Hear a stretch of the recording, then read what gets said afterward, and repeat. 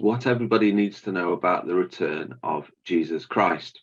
I want to look at this subject in four sections if we can, and I'll just outline these for you now. So first of all, we want to look at this idea that this is a really foundation part of the Bible message, that it's central to what the Bible has to say and the gospel as revealed in the Bible. Secondly, to think about, well, why is this so important that we know about and understand the return of Jesus? Then we'll think about, well, who will be affected? Is this going to be a local event or a wider event? And of course, the question that most people are interested in is when might this happen? You know, are we expecting it imminently, or is this going to be a long time in the future? So those are the four sections we're going to look at as we consider the return of Jesus Christ from a Bible viewpoint. So then, first of all, let's start off by thinking about how this subject is totally central to the Bible message. And as you can see on the screen there, there's one of those little clips, those carabiners, I think they're called, that rock climbers use, where they are vital, aren't they, for climbing, to take their weight as they pin themselves to the rock wall. And I would say that the return of Jesus Christ to the earth is that important, that central and pivotal to God's plan for the world, that he's going to send Jesus back. So let's look at a few passages. The first one I'm just going to read out to you. It's from Hebrews chapter 9. And the writer there, who I think is the Apostle Paul, says that Christ is going to appear a second time. Now, he's obviously referring to the first time that Jesus appeared in the earth, when he was born, when he lived his life. He was crucified and killed, and then he rose again to life. And the Apostle Paul says that Christ will appear a second time, and he talks about those people who are looking out and ready, looking for the return of Jesus. That's an important concept, is that we got to be ready and looking for the return. So that's why I say this subject is an interesting subject for us. It talks about Christ appearing for the second time. So the first time he appeared on the earth, and the writer there talks about him coming a second time. Now let's have a look at this passage in Acts chapter 1. If you're able to look up in your computer or phone, or even a Bible on your lap, Acts chapter 1 and verse 11, and this is an absolute classic passage because this is the time when Jesus has been crucified, slain. He's been raised from the dead on the third day, and then he spent 40 days on the earth, appearing to the believers, strengthening their faith, asking them questions, and trying to prepare them for when he leaves. And in this chapter, Acts chapter 1, he ascends up into heaven. It's just interesting to see what happens at this point. It's what we call the ascension of Jesus. So verse 9 will start off, Acts chapter 1, verse 9. When Jesus had spoken these things, while they beheld, and it's talking about the disciples here, and they're looking on, they're just watching here. It says that he was taken up, and a cloud received him out of their sight. So Jesus was literally, physically taken up into the clouds, into heaven, in their sight. This is his ascension, to sit on the right hand of the throne of God. And now verse 10, while they looked steadfastly towards heaven as he went up, behold, two men stood by them in white apparel, or white clothes, which said, Ye men of Galilee, that's just an area of northern Israel. These were Galileans, they were northerners in Israel. He said, why stand ye gazing up into heaven? This same Jesus, which was taken up from you into heaven, shall so come in like manner, in the same way as ye have seen him go into heaven.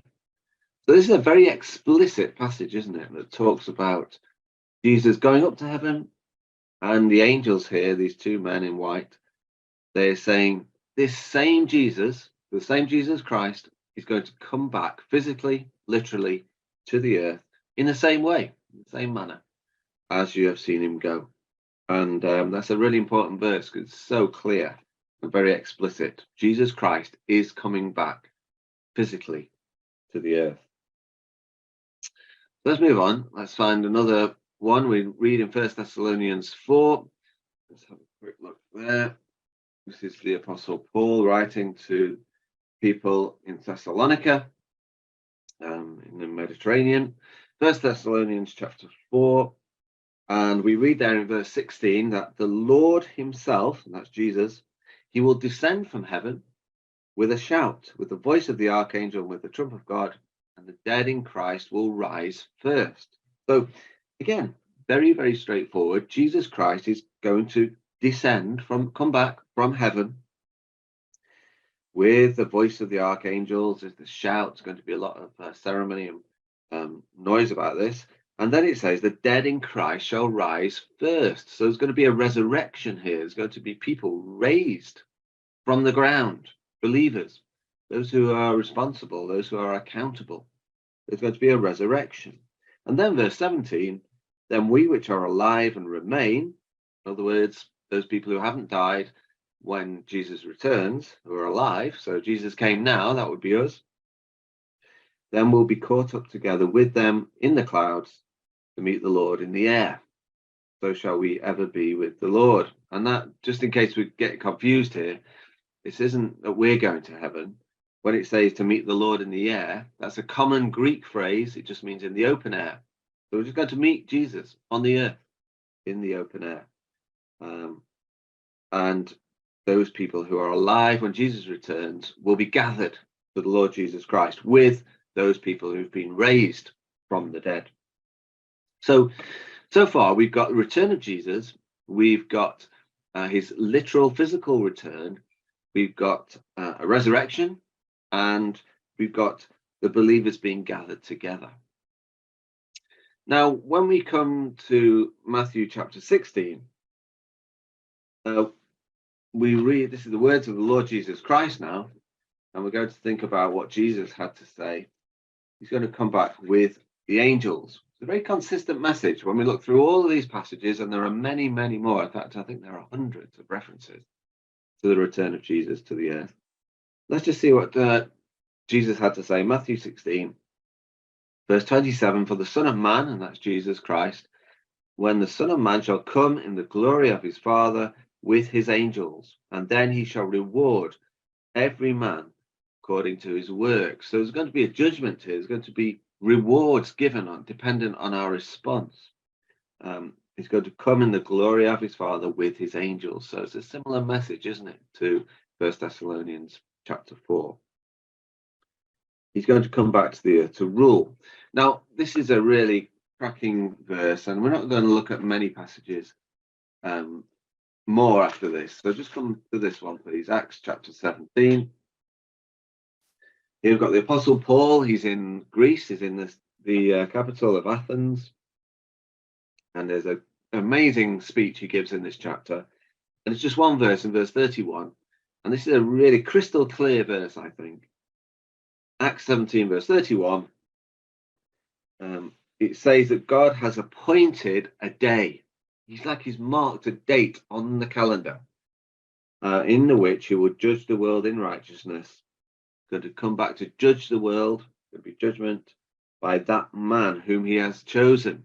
That's got to be the Lord Jesus Christ. He's his chosen servant, whereof he has given assurance unto all men in that he has raised him from the dead. And that obviously is Jesus Christ. He's been raised to life. And he's the one who God has chosen to judge the world in righteousness.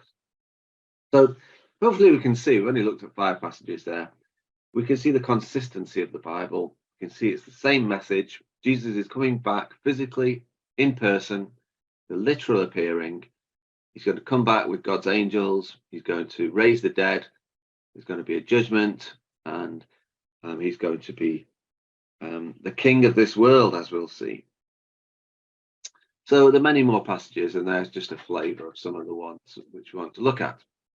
Now we might say, well, why is this important? Why is the return of Jesus so important to you and to me? Well, one of the things I'd like us to think about very quickly is that Jesus is coming back to save God's people of Israel, the Jews. And we can read in Ezekiel, Zechariah, and other passages about the time when Israel are going to be attacked by a nation from the north. They're going to be under threat of being wiped off the map. And one of Jesus' the reasons for Jesus coming back is that he's going to save God's people from destruction. That's important. And he's going to, more importantly, set up God's kingdom on the earth. We can read about that all the way through the Bible, but especially in Psalm 72, which talks about Jesus ruling over the earth and bringing peace and harmony. And this is an important thing. The world will not be ruled by men and women. It won't be ruled by politicians and leaders and popes and religious leaders. It will be ruled by Jesus Christ himself, and not by the men and women of today. And he will bring justice and equality and righteousness. And this is not going to happen before man is not capable of bringing this kind of a kingdom, not capable of ruling in this way. Only Jesus Christ will be able to do that. So it's incredibly important. God's going to be a change. The world has never seen the like of a kingdom ruled by Jesus Christ, and the kingdom of men era will be at an end. So who's going to be affected? Is this going to be local? Is it going to be just, people who live in the Middle East? Is it going to be a local kingdom? Well, no. Every single person on earth is going to know about this kingdom. We're going to have a choice to make, and we have free choice. We can choose whether to follow the ways of the world, consumerism in the West, capitalism, making money, having a comfortable life, or we can choose to follow the Lord Jesus Christ and be part of this kingdom. And the Bible talks about us having the opportunity to be part of the kingdom of God on earth, to help govern and rule in this kingdom. That's very much a big part of the kingdom of God. So we've got a choice to make, and it's our responsibility. We are accountable if we know about this kingdom, about how we're going to respond, whether we want to be part of it. And the time to respond is in this life. We live our lives, we have opportunity. When we live and get old and die, our opportunity will be gone at that point. Now, big question, and lots of people are interested in this, I think, is when might this happen? Is it something in our lifetime? Is it going to be hundreds, thousands of years away? Well, the signs are very soon, I would suggest. God has a 6,000-year plan. That's a very high-level view, but basically there's been 6,000 years of man's rule on the earth. You can read about that in your genealogies in the Bible. 4,000 years BC, before Christ, 2,000 years roughly AD, after Christ. And there's patterns in the Bible: 6 and 1, 6 days of creation, 1 day of rest. 6 years of planting your seed and 1 year of letting your seed in your field lie fallow. And God will provide that year. So lots and lots of patterns, and this is just one of them. So I would suggest that those 6,000 years are up, and we're in the really in that ballpark, we might say, of the time when Jesus might come back. That's very, very high level. What about a little bit focused in a bit more? Well, the nation of Israel is a very important signpost to us, because for 2,000 years, or nearly 2,000 years, Israel did not exist as a nation. From the time the Romans left it, trampled underfoot, and without its own rulership, Israel was not a nation. And yet we've seen just 75 years ago, the nation of Israel, the Jews, brought back to their homeland in the land of Israel and being reborn. And this is prophesied in the Bible. Ezekiel 37 tells of Israel being dead and buried and useless, and we've seen them being reborn in 1948. Most of us probably take that for granted, that this is Israel as a nation in the world today, but it's a miracle that they have been re-established in their own land. That's a big, big sign. Other signs we might think of: at the time of the end, we believe that there's going to be north and south groupings of nations. In the north, there's going to be Russia and Europe and Iran, accompanied by some Arab nations, perhaps. And then the south is going to be Israel-friendly nations, such as America and Australia and the UK. And there's going to be a separation of peoples and a different reaction to how they treat or view the Jews and Israel as a nation. And that's happening. If we look around in our world, that's happening today, and it's been happening over many years. So everything is lining up in place for these events that we can read about in Daniel and in Ezekiel, the prophets.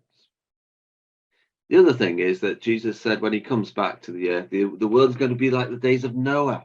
And the days of Noah were full of violence and corruption and of deception, and the world is going to be corrupt. And that's the world we live in today. It's morally corrupt. God has been taken out of education. There's perversion everywhere we look in terms of gender ideology. There's a confusion, perversion, especially in the liberal West. We can see that this world is rapidly declining morally, and it doesn't take a genius to work out that this world is getting more and more godless. It's exactly what we'd expect. The signs are there for us to see that it's going to happen very soon. That Jesus Christ is going to come back to rescue Israel from an attack from the north. He's going to establish God's kingdom, and he's going to remove the philosophy of men and women. He's going to bring about God's kingdom with righteousness and peace. So what's the conclusion then, my friends? And I appreciate this has been a very short, brief overview of this subject. This is the critical thing. The kingdoms of men are coming to an end. God will not allow men and women to carry on oppressing men, oppressing people, having injustice and inequality. And he's going to bring this time to an end. He always has planned to have Jesus as the king of the world. And the kingdoms of men, no matter what people say, are coming to an end. And the kingdom of God, prophesied throughout all the Bible, is going to be set up by the Lord Jesus Christ himself, the righteous king. And that's going to be an amazing time in history. And the question for you and I is, we've got a choice, haven't we? We can either carry on with our lives, think that men and women, put our trust in them, politicians, leaders, they'll solve all the problems of the world. Or we can, maybe put our trust in the God of the Bible, the living God, to believe what he says through various bits of evidence in the Bible, the harmony of the Bible, the prophecies, look at the creation around us. We join ourselves to the God of the Bible and his Son, the Lord Jesus Christ, and been baptized, believing, continuing to follow him, and committing ourselves to him, and being part of this kingdom, the kingdom which will last forever. So thank you for listening. I hope you found it helpful. Don't forget to hit the subscribe button, click on the notifications if you want to hear more talks like this. And thank you for listening. I hope it's been helpful.